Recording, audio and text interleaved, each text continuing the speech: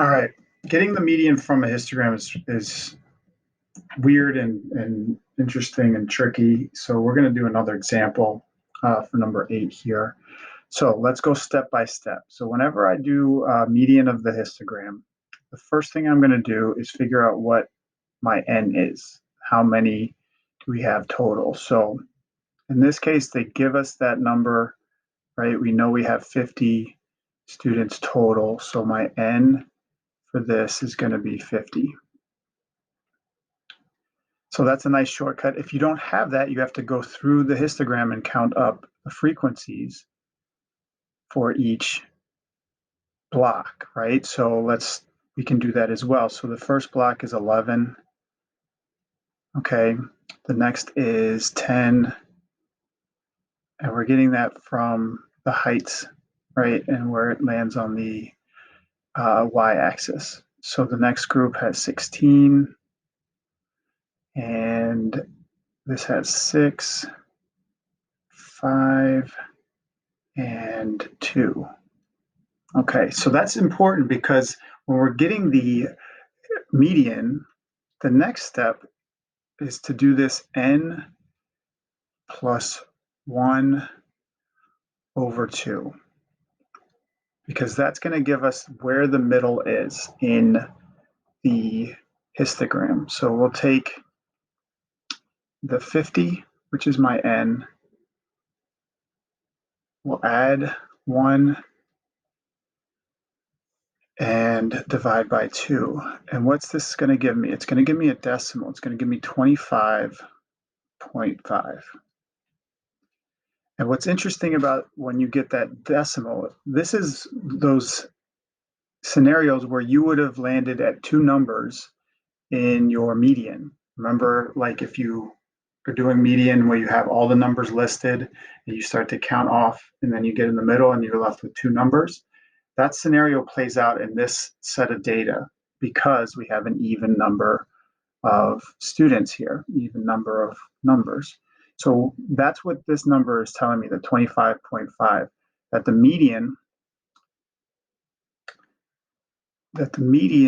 is going to be between the 25th and 26th frequency. So between 25 and 26, that's what that 25.5 is telling me. So a lot of times that doesn't really like come into play when you add up your frequencies to find out where the median is, but it's good to know that that's what that number is telling you. So let's see if we can get to 25 and 26 in our frequencies. And how do we do that? Well, we've got to come over now to the frequencies that we listed out. And that's why it's important to list out your frequencies for each block, because we'll start at the beginning and start to add up until we get to 25 and 26. So let's start by adding up 11 and 10. So I'm going to take the 11 here plus the 10.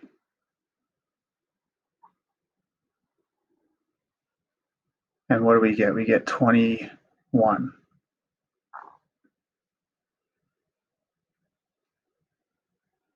Okay, 21 is not 25. We're not there yet, right? So we got to add again. So we're going to now add that 21 to the 16. And let's take another crack at it. So from 21, let's add the 16 here.